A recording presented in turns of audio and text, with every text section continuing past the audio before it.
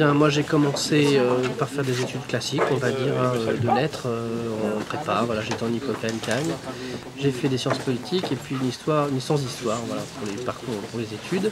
Mais comme j'étais très attiré par tous les domaines, tout ce qui était éditorial, voilà, le cinéma, la littérature, etc., je me suis orienté vers ça ensuite assez vite.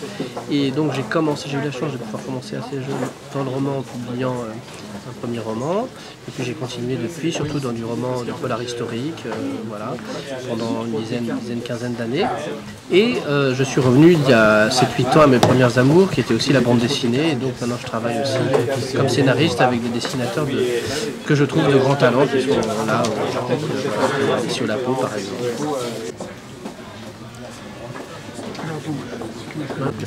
Moi je suis journaliste principalement, je suis romancier comme Arnaud et par lui je suis venu au scénario de BD que j'avais envie de faire dans le printemps sur un sujet qu'il a apporté et sur lequel on a travaillé après ensemble. Comment est le nouvel appartement?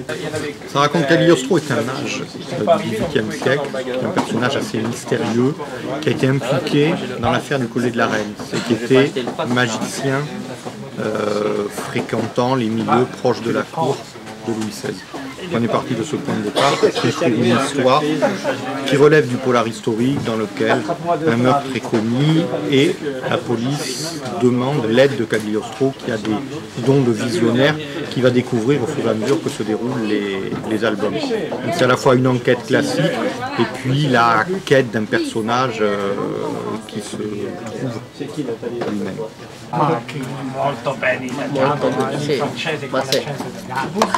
C'est pas vraiment un message, c'est plus faire partager un goût qu'on a commun pour une époque d'abord qui est le XVIIIe siècle.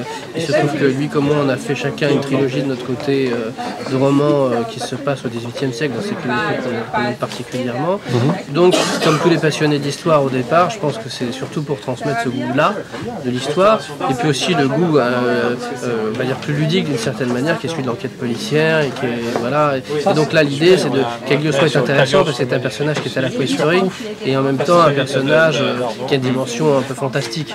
Donc ça permet de prendre une certaine liberté avec l'histoire tout en le laissant ancré dans un contexte qui lui est très très réaliste. Alors c'est pas le Cagliostro de Dumas, c'est un Cagliostro que nous on a réinterprété à notre façon voilà, pour s'amuser, mais c'est l'idée que c'est un mage qui fait des enquêtes un peu à la X-Files mais on est au XVIIIe siècle.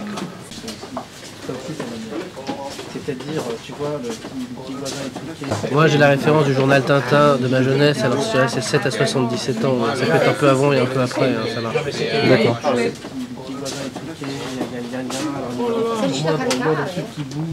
Effectivement, on a un projet très différent de thriller économique qui est entre les mains de plusieurs éditeurs intéressés mais dont aucun ne s'est encore engagé. Voilà, qui s'inspire d'un travail que Hubert a fait sur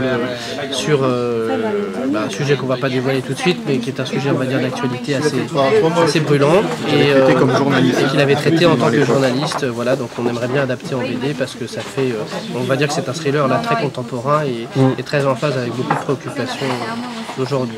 D'accord. Et plus personnel que Cagliostro. Voilà.